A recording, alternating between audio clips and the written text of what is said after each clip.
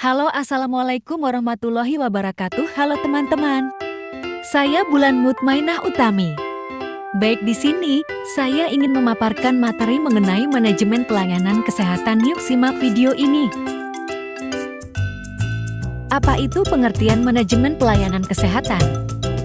Jadi, manajemen pelayanan kesehatan menurut GR dari tahun 1960, manajemen adalah suatu proses khusus yang terdiri dari perencanaan, pengorganisasian, pelaksanaan, dan pengawasan yang dilakukan untuk menentukan serta mencapai sasaran yang telah ditentukan melalui pemanfaatan sumber daya manusia dan lainnya.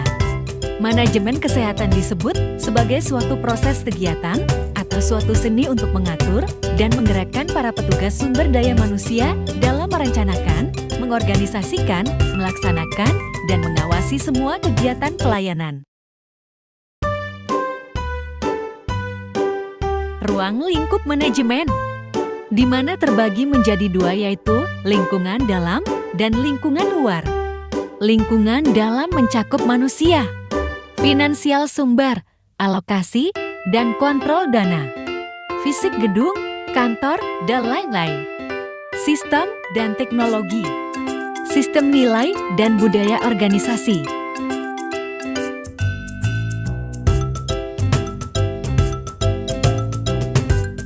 Apa itu fungsi-fungsi manajemen? Fungsi-fungsi pokok manajemen menurut GR yang membentuk manajemen sebagai suatu proses adalah sebagai berikut. Yang pertama yaitu planning perencanaan.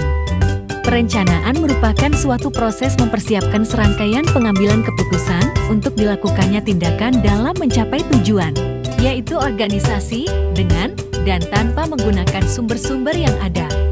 Organizing perorganisasian. Pengorganisasian organizing, menurut Henry Fayol, pengorganisasian dilakukan dengan mengelola sumber daya yang ada dengan baik sampai dengan melakukan pengaturan agar rencana yang sudah ada dapat berjalan sesuai perkiraan. 3. Actuating pengarahan atau penggerakan adalah membangkitkan dan mendorong semua anggota kelompok agar supaya berkendak dan berusaha dengan keras untuk mencapai tujuan dengan ikhlas serta serasi dengan perencanaan dan usaha-usaha pengorganisasian dari pihak pimpinan. Yang keempat adalah controlling atau pengawasan adalah proses kegiatan pemantauan untuk memastikan bahwa hal yang dipantau tercapai sesuai rencana dan mengoreksi penyimpangan yang signifikan. Apa itu mutu pelayanan kesehatan?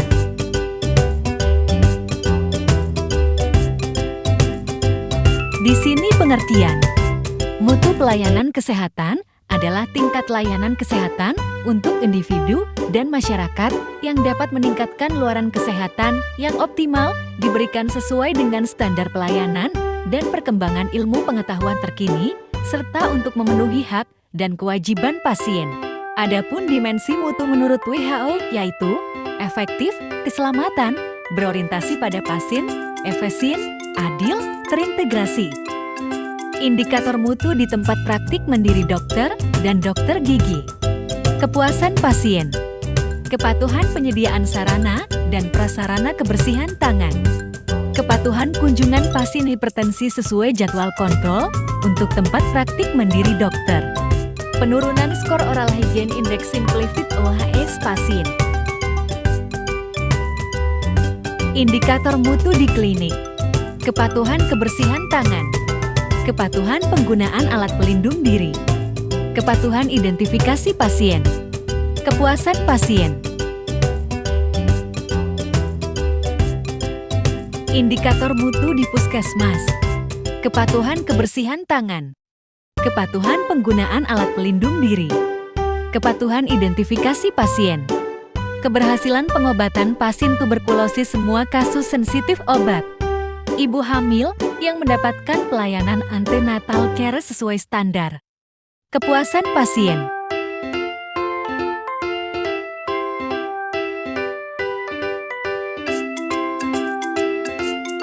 Indikator yang terakhir adalah indikator mutu di rumah sakit, yaitu kepatuhan kebersihan tangan.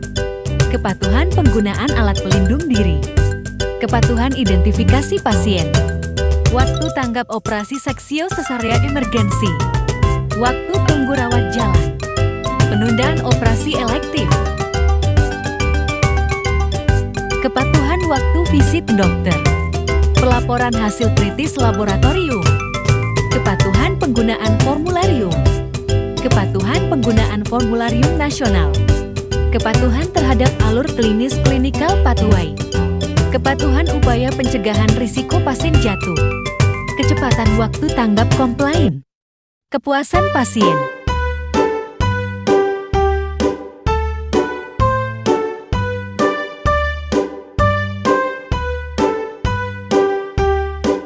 Adapun strategi mutu pelayanan yang mana terbagi menjadi dua yaitu umum dan khusus. Strategi umum adalah meningkatkan akses pelayanan kesehatan yang bermutu dan mengutamakan keselamatan pasien masyarakat. Meningkatkan kepatuhan seluruh penyedia pelayanan pemerintah dan swasta terhadap standar mutu. Meningkatkan akses pelayanan kesehatan yang bermutu dan mengutamakan keselamatan pasien masyarakat. Meningkatkan kepatuhan seluruh penyedia pelayanan pemerintah dan swasta terhadap standar mutu klinis dan keselamatan pasien masyarakat mendorong budaya peningkatan mutu di fasilitas kesehatan. Pada pelaksanaan program kesehatan memberdayakan pasien, keluarga, dan masyarakat.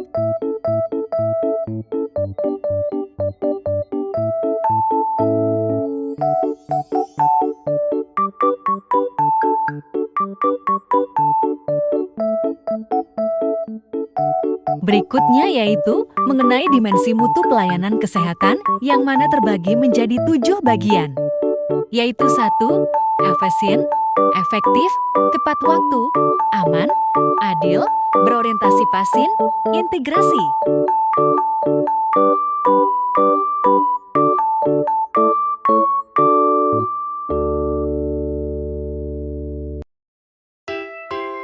Pengawasan dan pengukuran kualitas pelayanan kesehatan.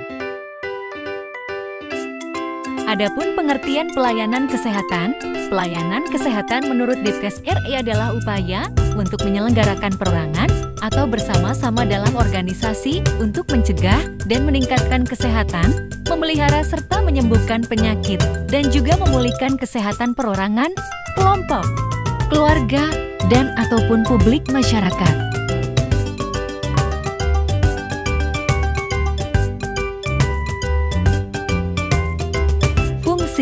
Yang pertama untuk menilai apakah laporan yang dihasilkan telah menggambarkan kegiatan yang sebenarnya secara cermat dan tepat.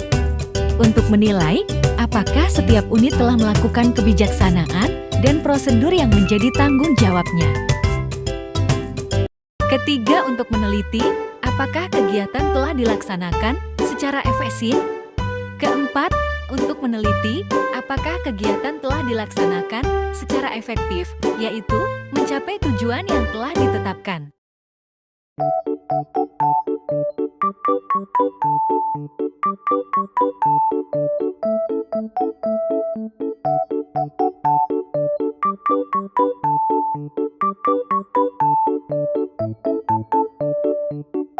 Unsur-unsur pengawasan yang tergolong pertama standar atau kriteria.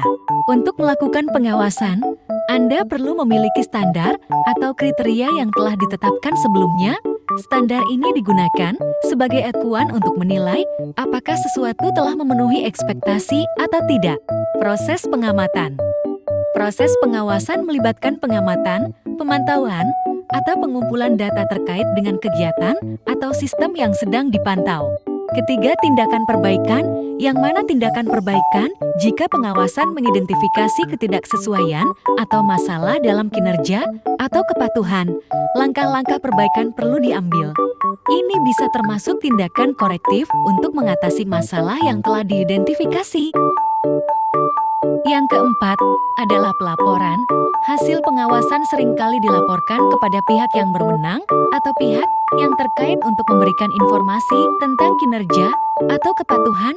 Pelaporan ini bisa dilakukan secara tertulis atau lisan.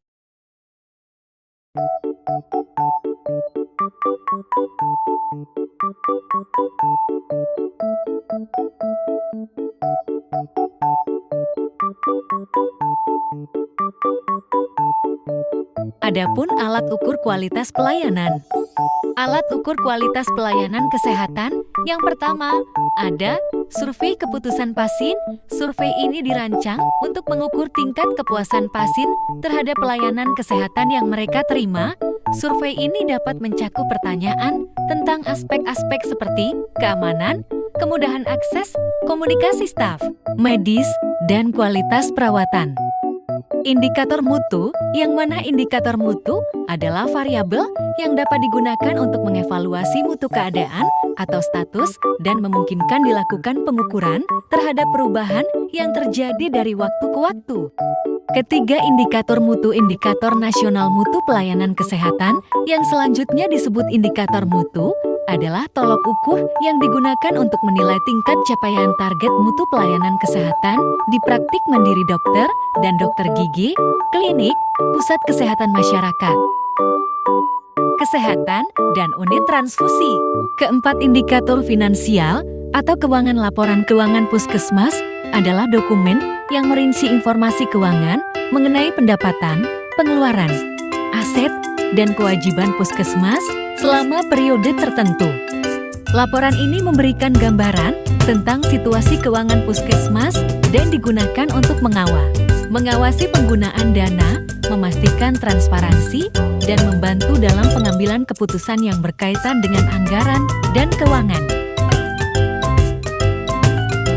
Pengawasan atau pemantauan mutu di puskesmas adalah kegiatan mengamati perkembangan pelaksanaan rencana kegiatan mutu dengan mengumpulkan dan mengkaji data secara periodik dengan tujuan agar semua data atau informasi yang diperoleh dapat menjadi landasan dalam mengambil keputusan tindakan yang akan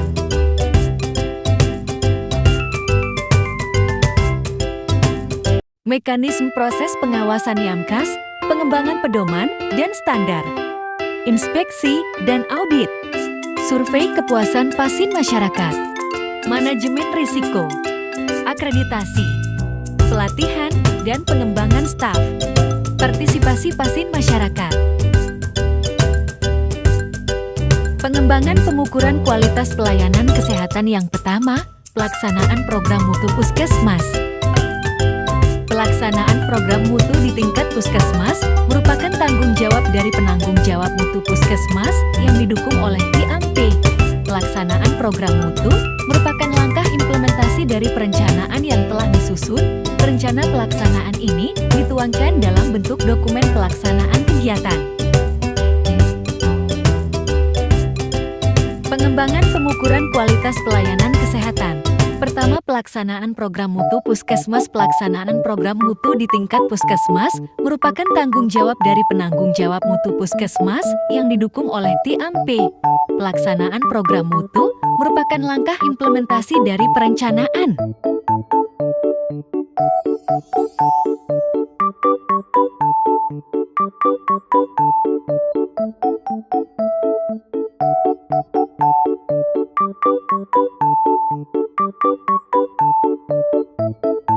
Pengertian perorganisasi dalam YAMKes.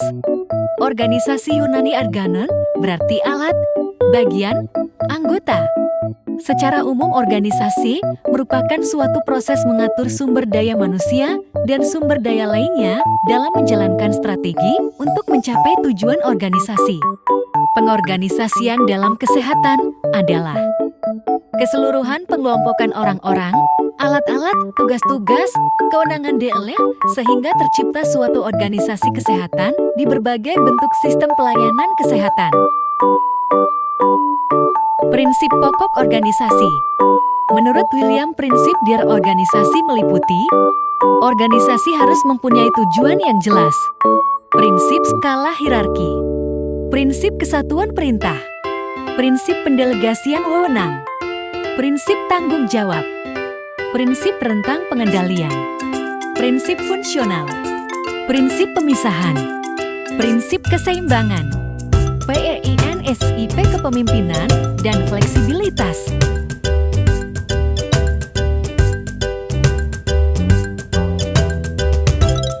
Wewenang organisasi.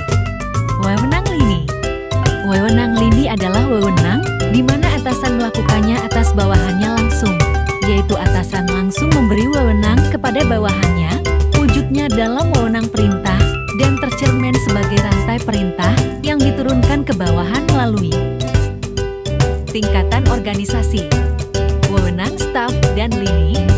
Organisasi staf organisasi JIM adalah suatu organisasi yang mempunyai hubungan dengan pucuk pimpinan dan mempunyai fungsi memberikan bantuan.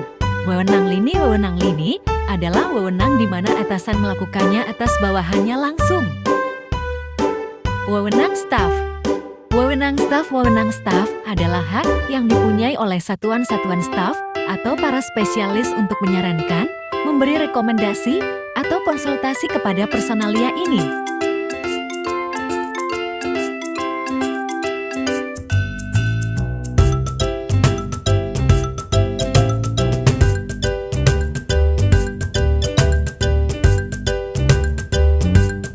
Sekian itulah materi yang dapat disampaikan. Thanks for watching. Wassalamualaikum warahmatullahi wabarakatuh.